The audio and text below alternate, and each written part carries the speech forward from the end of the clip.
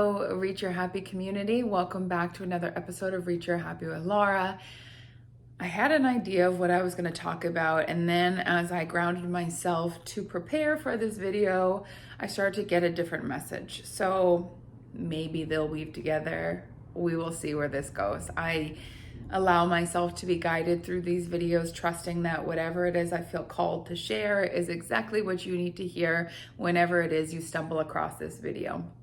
So the image of the snake showed up, and snake energy has a lot to do with being connected to the earth. I got a piece of hair, excuse me.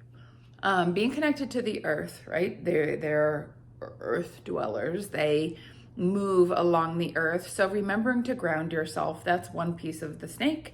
Another piece is this idea of when they shed their skin, how uncomfortable that is to go from one phase of existence into another. And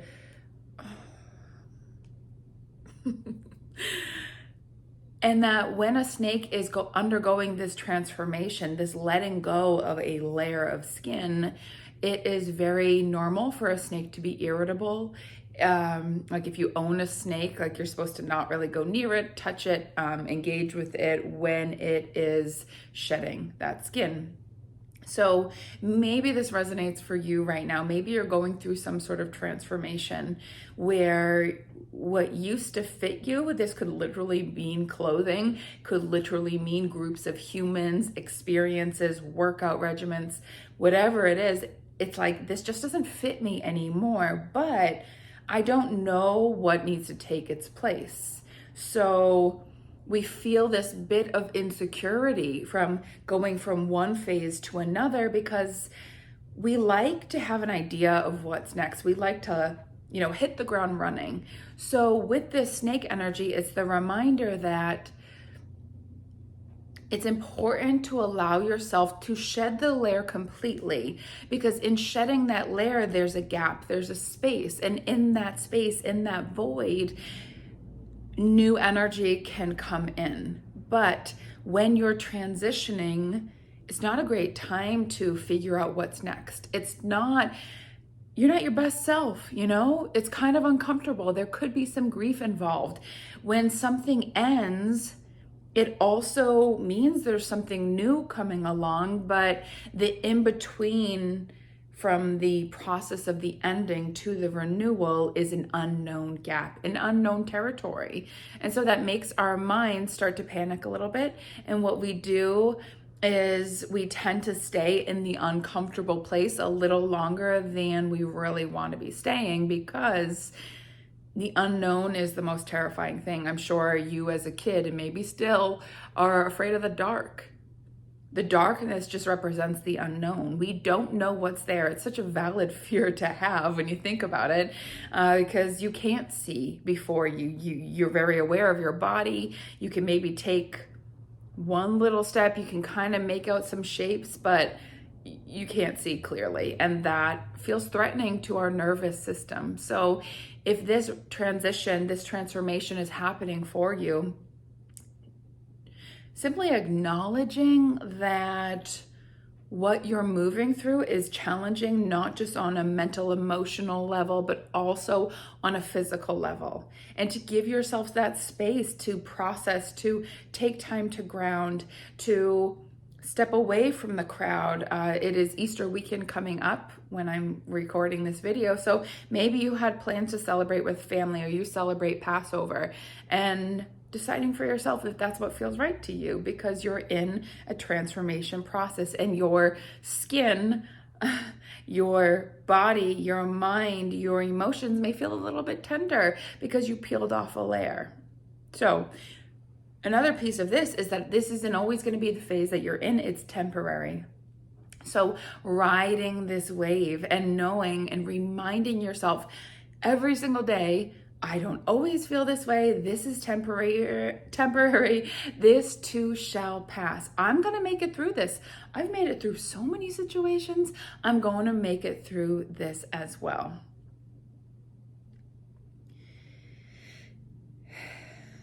So the piece that I had intended to talk about for the past week or so. I was like, I really need to make a video on this. Was about getting married and that process for me. I was engaged to my now husband for 4 years, I believe, before I even thought about getting married. And people would always ask, like, so like, when's that happening? Are you sure? And I just never felt the call to it. I didn't feel the impulse. It wasn't like I was afraid to get married to him. I knew I wanted to be with him for the rest of my life. I knew that for a long time.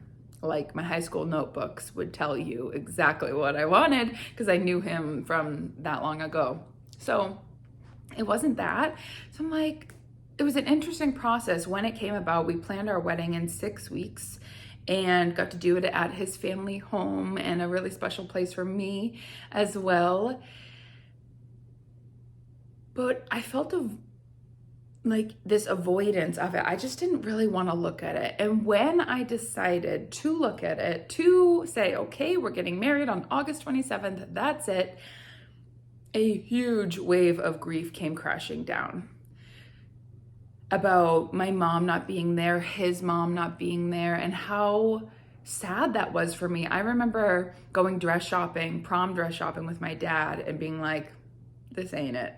Like, this is just not how I had hoped this to go. My dad's like, sure, looks great. Yeah, looks great. Yeah, looks great. You know, and I always wanted my mom to be there, and she didn't get to be. And so for my wedding, it was just another thing where it's like, yep, wish mom was here. So until I made the choice to make the change, I didn't get the information about why I had been feeling like I didn't feel called to planning a wedding, to deciding on a date. And the second I decided, I was like, oh, because I wasn't quite ready to feel this level of grief again. And if you've grieved anything, you know it comes in waves and it crashes really hard, and then it kind of disappears like a wave, and you're like, okay. And then it comes crashing down again, and you're like, oh, didn't realize this was going to set off the grief again. So I decided, and you know, everyone's like, you need a little more time than 6 weeks. Like, that's just not enough time. We contacted all the people we know and love, like really small and intimate. We both had big families. So it was like 110 people, but everyone could come. And I'm like, okay, everyone can come. Then, you know, I reached out to a caterer that I wanted. They were available that one weekend. Reached out to a photographer, willing to do it. DJ, willing to do it. It was just like, oh, 10, willing to do it, willing to set up. It was just like, oh, okay, all right. And it was like, this is unfolding so beautifully. It's like I'm supposed to be going through this. Now, the traditional wedding in our society includes a shower, it includes a bachelorette, a bachelor party, it includes an engagement party, perhaps. It includes like all these little things, a bridal party, gifts and whatever. And to me, that just didn't feel right. I've seen it with all my siblings, my best friends, and I'm like, that's not me. Yes, I know this is tradition. I know this is what people do, but this isn't what I want to do. And this was the beginning of me really stepping into this phase of my life where I was shedding all these beliefs, all these things I carried from other people about how my life should look, and stepping into this version of me that decides for myself what I want my life, my experiences, my wedding to look like. And through that process, you know, a lot of people, well, aren't you going to be so sad you didn't have this? What about this? What about a bachelorette? You sure you don't want this? You sure you don't need gifts? Like, what about bedding? What about, you know, plateware and whatever? And I'm like, I am always trying to get rid of stuff. I don't like stuff. And yes, someday I'll have a home and I'm going to have to get some cookware and what have you, but that's not where I'm at right now. And it just didn't speak to me. It was like I was going against everything I felt to say yes to that, to go into Crate & Barrel and freaking beeping the things. And like, I'm sweating thinking about it. I could, but I really didn't want to. And again, this was the beginning of I guess not the beginning. It was a part of me that was realizing that I feel different. I've always felt different. I don't feel called to bridesmaids. I don't feel like that's just not what I'm feeling. And I have to honor that. And through that honoring process, it was like I revealed a new version of myself. I revealed how much I do love me, how much I do love the way that I live my life and what I deem important.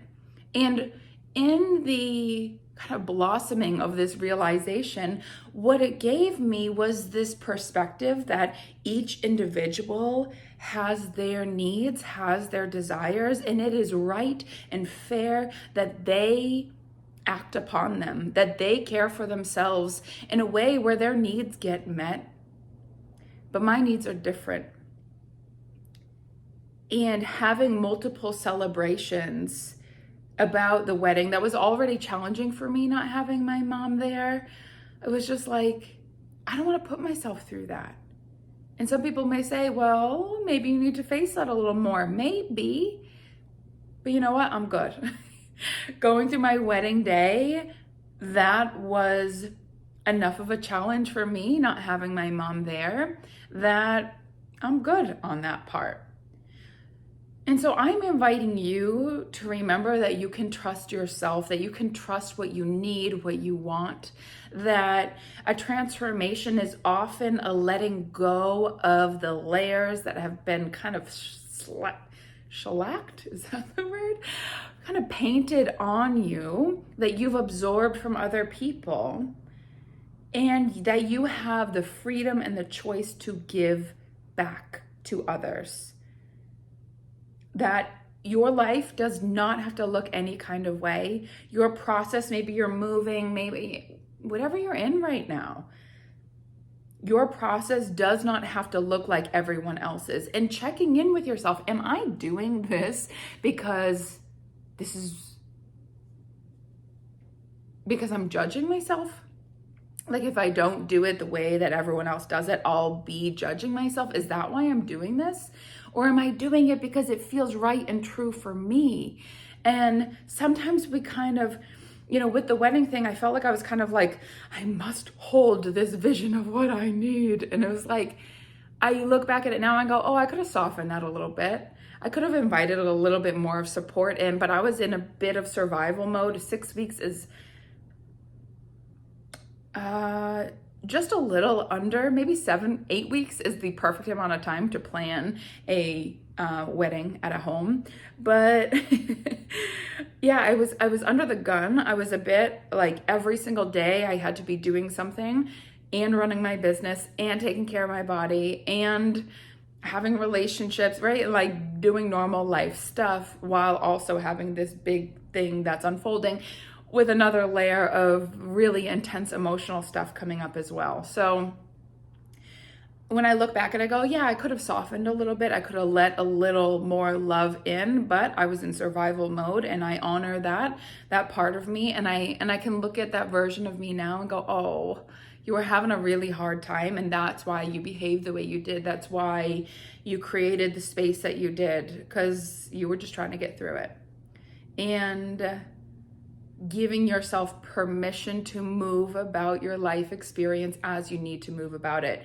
So maybe a big transition is happening for you or in the works, like you can see it over there and you're like, oh my God. I like to remind myself when the time arrives, I will be ready for that change. I'll be ready for that move. I'll be ready for my office space is going to change at some point. I think I'm still going to keep my Hudson location open, but I'm going to have another spot in Sudbury. And so it's like, when I think about that, I'm like, oh my gosh, what is it gonna look like? How do I make it feel this like beautiful energy? And it's like, you know what? I'm not there right now. I can daydream about it and enjoy the experience without stressing myself out about needing to be ready for something that hasn't really come into fruition. That's not really the time yet. It's like one thing at a time. What is deeply present for you right now? That is what you're meant to process. That intense feeling that you're feeling is actually the feeling that is needed to be processed at this point in time to get you to that ultimate goal, that manifestation, that end point that you're seeking in regards to whatever topic you're transforming through right now. And one last thing I will say is that we often think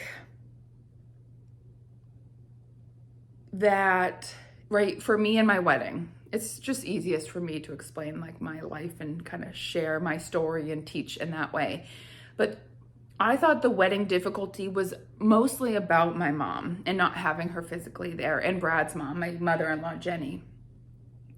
And now that I'm through that process, what I realize in being married, in being Mrs. Michaels, is that I wanted to commit to my husband and have a family. Like, we are our own family now. And I was so eager for that, but also so afraid because my mom got married to the love of her life, which is my dad, and she got sick and she ended up passing away of cancer.